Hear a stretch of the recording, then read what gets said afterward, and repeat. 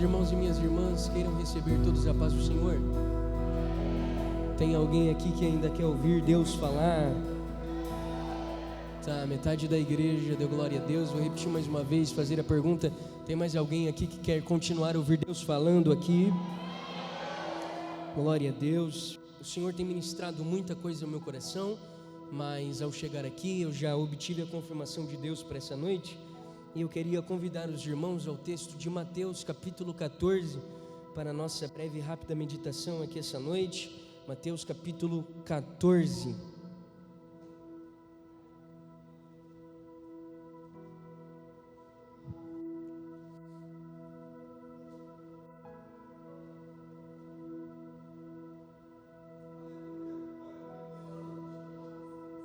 Mateus capítulo 14, vamos ler a partir do verso de número 19. Mateus capítulo 14, a partir do verso 19. Enquanto os irmãos estão achando a palavra de Deus aí, eu quero louvar a Deus por essa tão rica e grata oportunidade que o Senhor está nos concedendo e nos presenteando aqui essa noite. Meu coração está muito feliz em poder retornar a essa casa de oração, que nós temos aliança aí de anos. Que Deus possa abençoar esta casa, os pastores e a todos os obreiros aqui que me recebem junto com a igreja. Trago um abraço também do meu pastor a toda a igreja e a expectativa de que Deus vai fazer grandes coisas aqui. Os que acharam Mateus 14, 19 podem dizer amém? Vamos à leitura do texto, que diz assim: e ordenando a multidão para que se assentasse sobre a relva, ele tomou 5 pães e 2 peixes, e erguendo os olhos aos céus, o abençoou, e partindo os pães, deu-lhes aos seus discípulos, e os discípulos deu à multidão. E todos comeram e se fartaram, e dos pedaços que sobraram, tomaram 12 cestos cheios. E os que haviam comido eram cerca de 5.000 homens, além de mulheres e além de crianças. Pela leitura e procissão da palavra, vamos dizer amém? Antes que você se assente, me ajude. Olhe para a pessoa mais bonita que estiver perto de você, mas olha bem no fundo dos olhos dessa pessoa. Isso, já ouviu um aleluia lá. Alguém encontrou alguém muito bonito ali no meio. Olhe para alguém aí que está do seu lado, olhe bem no fundo dos olhos dele, dos olhos dela, e diga: que bom que você veio. Não, desse jeito ele não vai acreditar. Dá um sorriso para ele, finge que você comeu picanha o dia inteiro, que você não trabalhou hoje. Isso, dá um sorriso para ele e diga: eu estou feliz que você está aqui essa noite. Agora diga com autoridade, diga: Deus tem uma palavra para você aqui. Não, você tem que falar isso com autoridade. Diga: Deus tem uma palavra para você aqui. Diga aí: a palavra de Deus para a sua vida esta noite é essa. Jesus não está te perguntando quanto é que você tem. Diga forte, diga: Jesus esta noite está te perguntando o que é que você tem. Muito obrigado, pode tomar o seu assento, aplaudindo e glorificando ao nome de Jesus.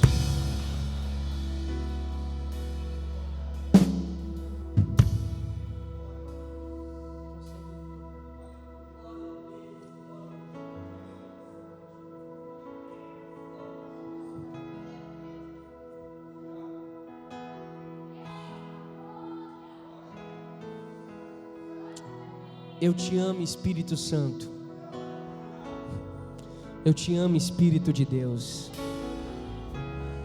Obrigado por ter vindo, Senhor, receber o nosso culto. Obrigado por estar presente aqui nesse lugar. Obrigado pela sua disponibilidade de poder falar com seres tão pecadores e errantes. Jesus, eu não mereço nada. Eu sou apenas carne e osso, mas a tua graça mais uma vez tem nos visitado. E a tua palavra diz que a tua graça nos basta e que o teu Espírito se aperfeiçoa nas nossas fraquezas. Fale conosco, Espírito Santo. O Senhor é bem-vindo nesse lugar. O Senhor tem a total liberdade para falar conosco. envolva os nossos corações com a Tua palavra e glorifica o Teu santo nome aqui essa noite, Jesus. Eu te amo, Espírito Santo. Ah, como eu te amo, Espírito Santo de Deus. Tem alguém ainda comigo aqui essa noite? Eu vou orar, porque quando eu oro, Tu te revelas a mim. Olhe para cá, olhe para cá. Eu acho tão lindo esse texto, e eu essa noite quero destrinchar um pouco dele com vocês. Esse milagre que Jesus faz da multiplicação é tão lindo e tão poderoso, que tem alguns milagres de Jesus que só foram escritos, datados nos evangelhos sinóticos, lá em Mateus, em Marcos e em Lucas. Tem alguns milagres que Jesus fez que só João falou. Tem milagres que Jesus fez que só Lucas falou sobre eles. Mas esse milagre da multiplicação que Jesus faz, ele é tão poderoso que os 4 evangelistas falam dele.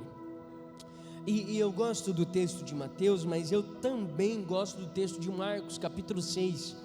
Porque Marcos ele traz uma riqueza de detalhes e ele gasta o capítulo 6 com mais versículos só falando sobre o assunto desse milagre. E eu gosto do contexto remoto e o contexto imediato que Marcos traz, porque Marcos não vai falar só do milagre, Marcos vai falar daquilo que aconteceu antes do milagre acontecer. E eu acho isso muito lindo, porque nós queremos e muitas das vezes invejamos os resultados, mas nós não procuramos o processo.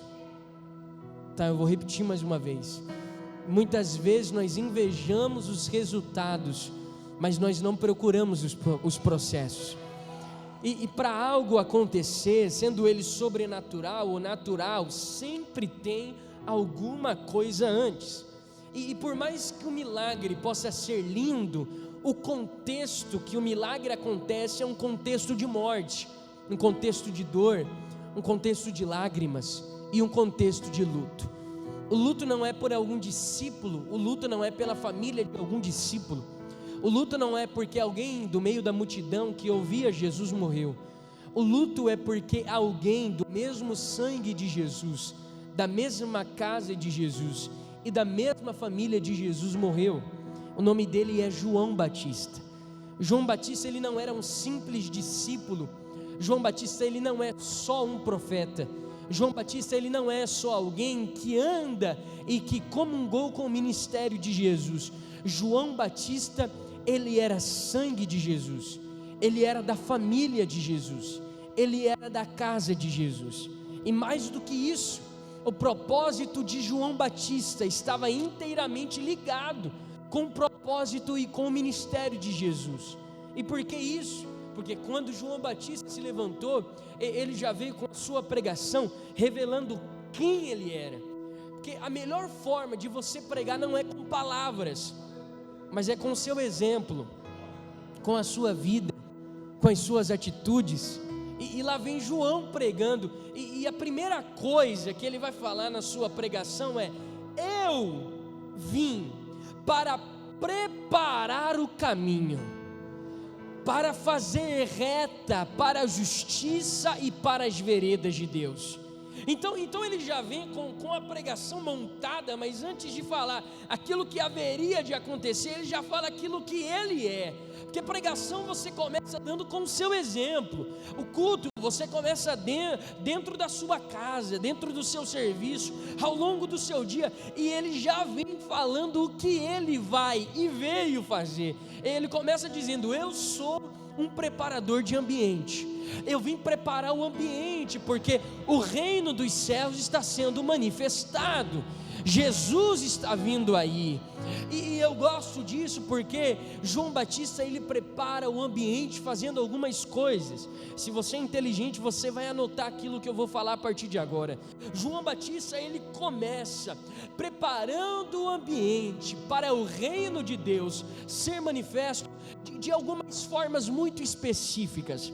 A primeira coisa que João Batista começa a fazer para preparar um ambiente para Jesus é, primeiro, levar o coração dos pecadores até Deus. E como ele faz isso? Ele está batizando no Jordão. E enquanto ele batiza, o propósito do batismo de João Batista é levar os pecadores ao arrependimento. Então muitos deles desciam de Jerusalém, vinham das cidades circunvizinhas até um lugar chamado Betânia, onde estava o Jordão, para ter com João Batista, para ali confessar os seus pecados e também se batizar. E enquanto eles estavam se batizando, estava acontecendo o processo do arrependimento. A cada vida que descia naquelas águas do Jordão, era uma vida salva arrependida. Então a primeira coisa que João vai fazer é levar os pecadores até Deus. A segunda coisa que João vai fazer é que a Bíblia diz que João Batista, ele veio no espírito ou no poder do profeta Elias. E o que esse poder e esse espírito faz? Esse espírito e esse poder converte o coração dos pais ao coração dos filhos, e o coração dos filhos ao coração dos pais. Ou seja, João Batista, ele está preparando o ambiente, apenas cultivando comunhão. Quer ver Deus descer? Tenha comunhão. Quer ver Deus falar? Tenha comunhão na igreja. Não tem um método tão simples para fazer Deus descer, além da oração, do que comunhão. Deus ama a comunhão. Deus ama quando os irmãos estão reunidos em um só lugar e em um só propósito, com uma só comunicação. Deus ama quando não há competição entre nós. Deus ama quando não há alguém querendo ser melhor do que o outro, e o único propósito é ver Deus falar, Deus descer, Deus fazer. Deus ama a comunhão de dentro de casa. Quando um casal, ele até briga no meio do dia, porque isso é normal, mas ao chegar no culto já pede perdão um ao outro, senta do lado, abraça a nega e diz: hoje a gente vai cultuar junto, hoje a gente vai cultuar junto, hoje nós vamos adorar juntos. Deus ama a comunhão. Sabe o que é poderoso? Além de você trazer o seu filho para os jovens, trazer o seu filho aqui para o culto dos adolescentes, é sentar com o seu filho na mesa e ter uma conversa com ele, ter uma conversa com ela. Isso é o que Deus ama. Deus ama a comunhão. Coração convertido, coração em comunhão, traz o resultado da presença de Deus. Alguém recebe uma profecia, porque lá vai uma profecia que Deus está liberando sobre a vida de alguém. Eu estou restaurando a comunhão que você tinha dentro da sua casa. Arrepiou todo o meu corpo. Eu vou descer mais um nível da profecia. Assim diz o Senhor: não haverá divórcio, não haverá suicídio naquela casa. O espírito de morte está batendo em retirada essa noite. Não é você quem vai sair de lá é o demônio. Não é você quem vai sair de lá é o capeta. Você vai ficar e Deus vai restaurar a comunhão. Alguém levante a mão, diga alguma coisa. É isso. Comunhão. Deus proverá. Deus proverá comunhão na sua casa. Meu Deus, eu já estou vendo lágrimas aqui. Alguém acredita no que Deus está falando conosco aqui? Haverá comunhão na sua casa. Haverá comunhão. E a terceira coisa que João Batista faz para preparar o ambiente, e isso é mais duro, mas necessário. João Batista, ele publicava e denunciava os pecados. Não estou dizendo que ele fazia fofoca, não estou dizendo que ele saía para a internet para fazer auê, não. Eu estou dizendo que ele denunciava os pecados escondidos. Profeta é assim, e evangelho é isso. Se o evangelho de Jesus não confronta o meu pecado, para que céu que eu estou indo? E um dia João Batista foi confrontar um pecado, e um pecado muito sério, de uma mulher chamada Herodias. O problema é que essa mulher estava sendo esposa de um grande homem na Judéia, e o nome dele era Herodes. Herodes, o tetrarca, o governante. Ele era o homem que governava sobre aquela região. E João Batista estava denunciando o pecado daquela mulher. E qual era o pecado dela? Bom, a Herodias já havia sido casado, e o problema do casamento dela é que ela saiu do casamento dela e foi casar de novo. O problema não foi casar de novo, foi casar de novo e ainda com o seu próprio cunhado. Parece focalizando, né? Então imagina naquele tempo, vou ilustrar para todo mundo entender. Saiu na Choquei, mulher casa-se com um governante, e até aí não tem mal, mas daqui a pouco sai, e o profeta revela que ela está em pecado. Você acha que aquela mulher ficou nervosa ou não ficou? Claro que ficou, porque quando você mexe com o orgulho, com o poder, com o ego da pessoa, mexe com ela.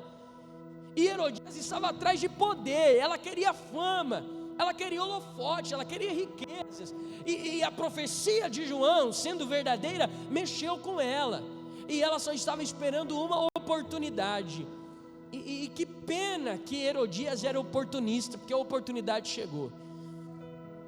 Um dia o rei está dando uma festa, o Herodes, e ele fez um tratado com uma menina chamada Salomé, e o tratado foi: se você dançar para mim, eu te dou qualquer coisa.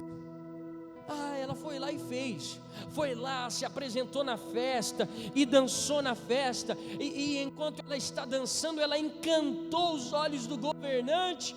E aí o governante disse para ela: pode pedir, que eu vou te dar o que você pedir. Aí ela foi correndo diante de Herodias, a sua própria mãe, e ela disse: mãe, o que eu peço? E agora o que eu falo para o rei? Tem tanta coisa que eu posso pedir. Aí Herodias olha para Salomé e ela diz assim: por que você não pede a cabeça de João Batista em uma bandeja de prata?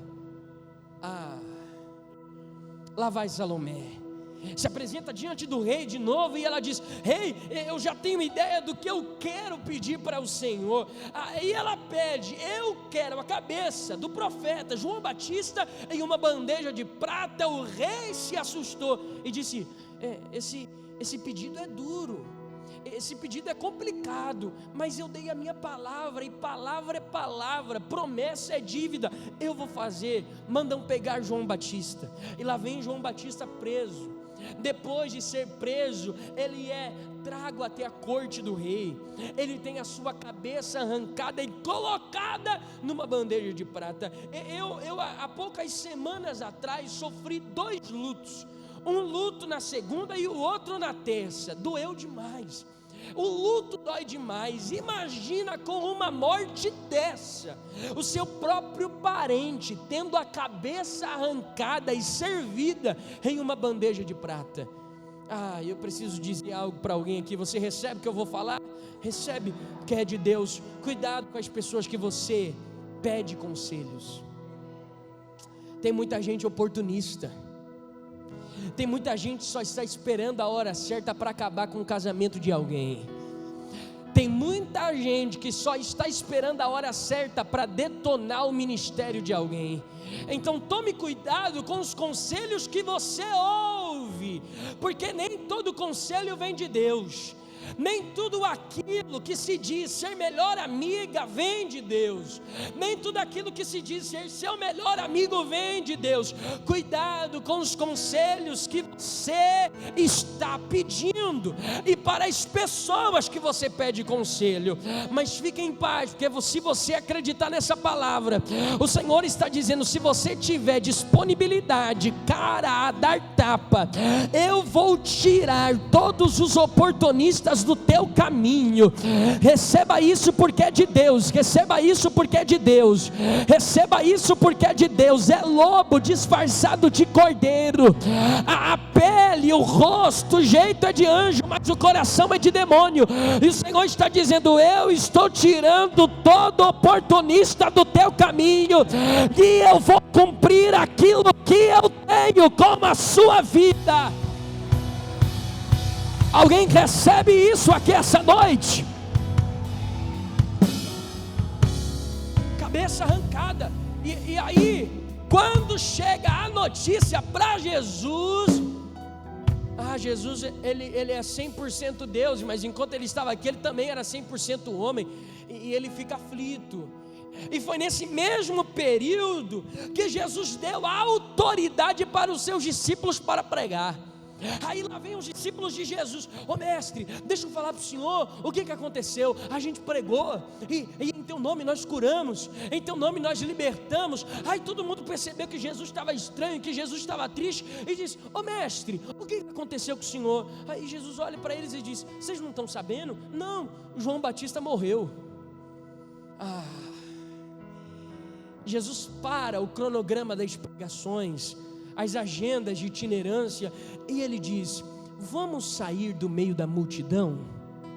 O que a gente vai fazer, Jesus? A gente vai descansar um pouco, a gente vai falar com o Pai. E para onde nós vamos? Vamos para um lugar deserto. Se tem um lugar que Deus ama tratar com alguém, é no meio dos desertos. Se tem um lugar que Deus ama falar com as pessoas, é no meio dos desertos. Se tem um lugar que Deus ama consolar alguém, é no meio dos desertos. Então deixa eu te falar uma verdade: não reclame dos desertos que Deus colocou na sua vida. Não reclame dos processos e dos processos de deserto que Deus está te permitindo passar. Tem deserto que Deus só te mandou para te fazer enxergar novamente o propósito que Ele tem com a sua vida. Mas o lugar é árido, o lugar é seco, o lugar é rochoso. Assim diz o Senhor: esse é o lugar que eu me decidi revelar para você de uma forma que eu nunca me revelei antes. Eita, para de reclamar da casa que Deus te colocou, para de reclamar das coisas que Deus está fazendo, para de reclamar das lágrimas que está descendo dos seus olhos, para de reclamar das feridas que você está adquirindo ao longo do caminho. Deus está dizendo: eu permiti esse deserto para te tirar do meio da multidão, lhe tirar do meio de algumas amizades, lhe tirar do meio de algumas mesas, porque eu quero falar com você. E para que eu fale com você, eu preciso calar a voz de alguém, para você ouvir a minha voz.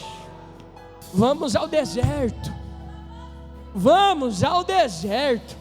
Jesus está propondo: vamos ao deserto. E é lindo quando Jesus fala: vamos ao reinado, vamos ao palácio, vamos à nova casa, vamos à nova estação. Mas eu quero saber de alguém aqui: você está disposto a seguir Jesus até quando Ele falar vamos ao deserto? Eita, você está disposto a seguir Jesus quando Ele te convidar? Vamos chorar um pouco, vamos nos aquebrantar. Eu preciso te dizer: não importa o lugar, o que importa é qual é a sua companhia. Se Jesus está com você, você pode ir a qualquer lugar. Não é o lugar, é quem está com você. Estou sentindo Deus aqui, sentindo uma presença de Deus aqui. É só eu, tem mais alguém sentindo essa nuvem de glória que está no nosso meio? Vamos, mas eu acho lindo. Gente, eu já estou terminando. Eu estou terminando a introdução e já termina a palavra. Que a introdução é longa, mas a palavra é curta. Fique em paz. Olha isso, olha que lindo. Enquanto Jesus está indo, alguém ouve e avisa a multidão: Jesus está indo para lá. E aí todo mundo segue Jesus. E mais do que isso, eles passam na frente de Jesus. E quando Jesus chega no lugar, está todo mundo assentado. Para quê? Para ouvir Jesus falar. Não sei se isso acontece com você, ou talvez seja só comigo, mas parece que o momento que você mais precisa de ouvir uma palavra, parece que mais pessoas chegam perto de você para te entregar uma palavra, não, para ouvir você falar. Parece que o momento que você mais precisa de um abraço, chega todo mundo pedindo abraço. Parece que no momento que você mais precisa de um ombro para chorar, não é o momento que você tem, mas é o momento que as pessoas pedem para você. E eu posso falar, é no momento das suas maiores dores que Jesus mais quer te usar. Vai, você consegue me ajudar? Pegue na mão dessa pessoa que está do seu lado. Pegue na mão dessa pessoa que está do seu lado e olhe no fundo dos olhos dele, olhe no fundo dos olhos dela e diga, no maior momento da sua dor. Não, eu preciso ouvir você falar. Diga, no maior momento da sua dor. Diga, na sua maior angústia, vai ser um momento que Deus mais vai desejar te usar. Diga para ele, diga para ela, diga, porque isso revela a sua maturidade espiritual. Se você adora a Deus por aquilo que Ele é, ou se você adora a Deus por aquilo que Ele faz. Adorador que adorador não para por causa da prova. Adorador que adorador não para por causa da calúnia. Adorador que adorador não para por causa da dificuldade. Ele se levanta e diz, eu estou disposto a fazer a vontade de Deus. Alguém levante a mão, diga alguma coisa.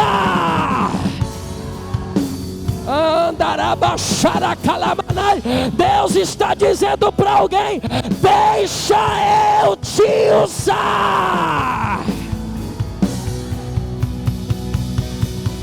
Pegue na mão de alguém, pegue na mão de alguém e diga, deixa Deus te usar.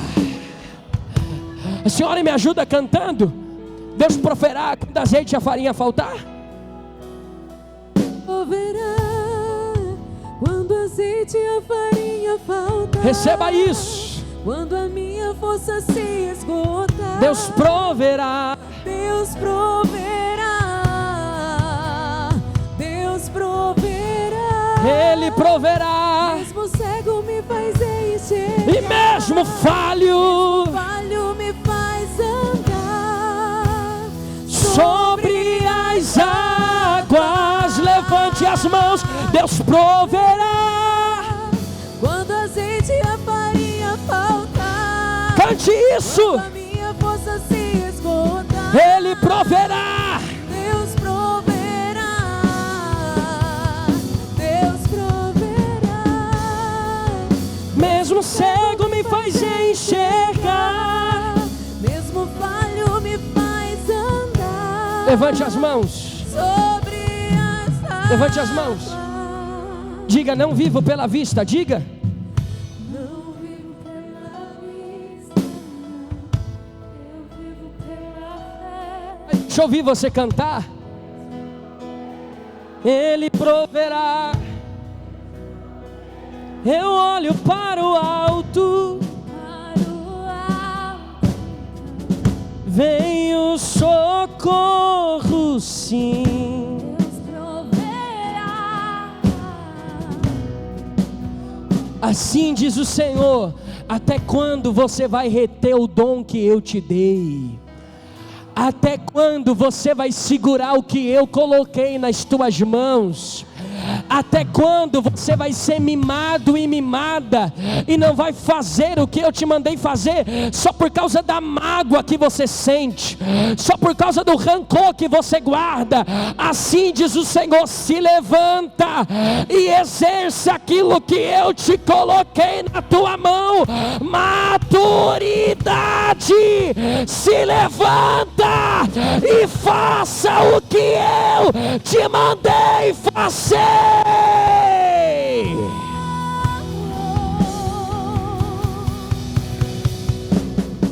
Olha aqui, eu termino agora. Jesus não vai negar o propósito que ele tem. E isso não é insensibilidade, isso não é frieza, isso é propósito. Ele vai se levantar e ele vai começar a pregar. Alguém morreu, mas ele está vivo e ele precisa continuar. Alguém foi embora, mas ele ficou e ele precisa continuar. Vou pregar até alguém receber. Alguém desistiu, mas ele ainda está vivo, ele precisa continuar. Alguém desviou, cresceu com você na igreja, hoje não está mais, mas você está aqui, você precisa continuar. Tem alguém da tua casa que não é crente, mas você precisa ser crente até que aquela pessoa vire crente também. Você precisa continuar. E aí ele começa a pregar. E enquanto ele prega, a pregação se estende, já está ficando escuro, o lugar é deserto. Alguém olha e dá um conselho para Jesus: despede a multidão. Será que sou só eu que sou ser humano? Aqui eu tenho mais alguém que já deu conselho para Deus? Você nunca fez isso? Você nunca deu conselho para Deus? Que eu já dei. Senhor, mas não era melhor o Senhor fazer assim? Mas não era melhor o Senhor enviar desse jeito?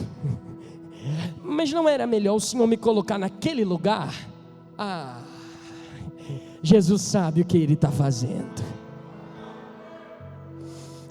Aí ele olha e diz assim: por que despedir a multidão? Aí o povo olha para Jesus e diz assim: o lugar é deserto, já é tarde, e nós não temos o que dá para o povo comer. O problema de vocês é comida. Tá. Me responda então, o que é que vocês têm aí? Aí os discípulos olham para Jesus e falam: nós não temos nada, a não ser 5 pães e 2 peixes. Mas isso é muito pouco. E o texto de João diz que os discípulos falaram: mas o que é isto para essa multidão? Mas a pergunta de Jesus nunca foi: quanto é que vocês têm? Eu vou mais uma vez. A pergunta de Jesus nunca foi: quanto é que vocês têm? Não. A pergunta de Jesus foi: o que é que vocês têm? Porque para Jesus não importa a quantidade. Jesus quer saber o que é que ainda restou na sua mão. Jesus não está perguntando qual é o seu passado, o que deu errado, o que você perdeu, o que você não conseguiu fazer. Jesus não está perguntando o que é que você quer que Ele te dê. A pergunta de Jesus é: o que é que você ainda tem? Será que sobrou um sonho? Será que sobrou um glória a Deus? Será que sobrou ainda um aleluia? Será que sobrou ainda um fôlego para louvar e glorificar o meu nome? Será que ainda sobrou um projeto?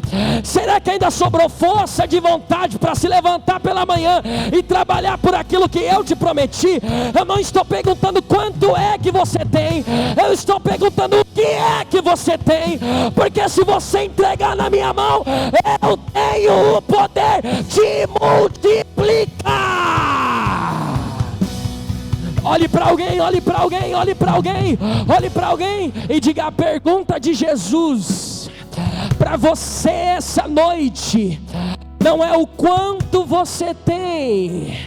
Diga: a pergunta de Jesus para você essa noite é: o que é que você tem?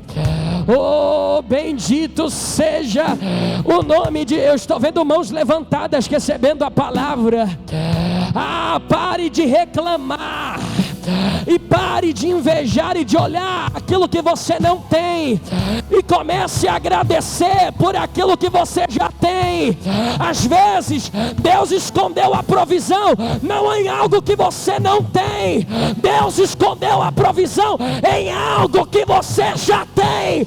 Você só precisa ser grato, entregar nas mãos do mestre e dizer: multiplica, faz a tua vontade. Alguém recebe essa palavra aqui essa noite? Deus proverá, mesmo cego me faz enxergar, mesmo falho me faz andar sobre as águas. Ele levanta e diz: Pai, eu te dou graças. E depois de ter dado graças, ele reparte os pães e os peixes. Eu acho lindo isso, porque a Bíblia diz que todos comeram e se fartaram. Eram 5.000 homens, não contando mulheres e crianças. A matemática rasa daria 15.000 pessoas. 5 pães e 2 peixes na mão de Jesus, depois de ter dado graça ao Pai, repartido, sobrou.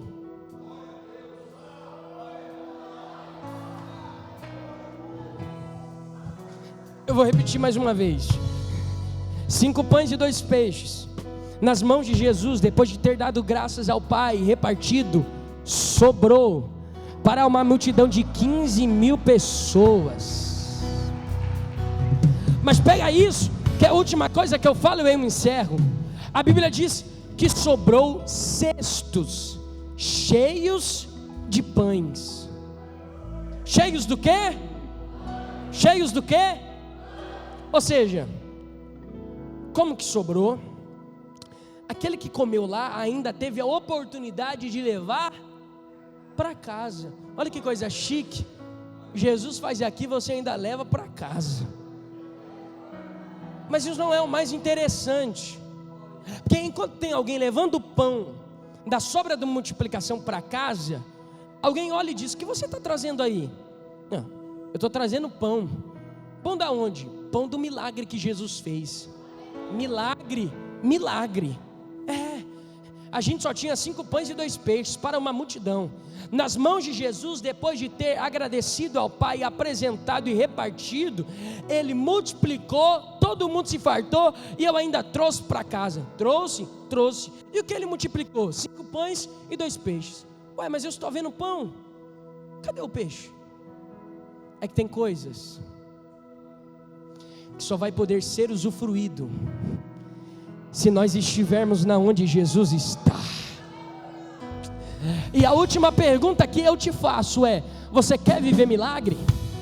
Quer viver vitória de Deus? Quer viver uma virada no cativeiro? A pergunta que eu te faço é: qual é a sua posição? Só tem pão e só tem peixe para quem não desiste e fica até o final da posição que Jesus colocou ele. Então lá vai a última palavra de Deus para a vida de alguém: não saia do lugar que Deus te colocou. Não desista dessa palavra, não desista desse evangelho, não desista de seguir a Jesus. Não desista, porque é mais do que vitória na terra, mais do que milagre físico, Ele nos prometeu algo: aquele que perseverar até o fim será salvo, será levado para o céu. Deus me trouxe aqui para pregar para guardiões essa noite. Não desista, vai até o final. Você consegue se colocar de pé, bater na mão de 3 pessoas e diga: não desista, vai até o final. Bater na mão de 3 pessoas e diga: não desista, vai até o final. Vamos, saia do seu lugar, bata na mão de alguém e diga: não desista, vai até o final, vai até o final, vai até o final, vai até o final. Eu estou vendo pão, eu estou vendo peixe multiplicado, vai até o final. Deus abençoe a igreja.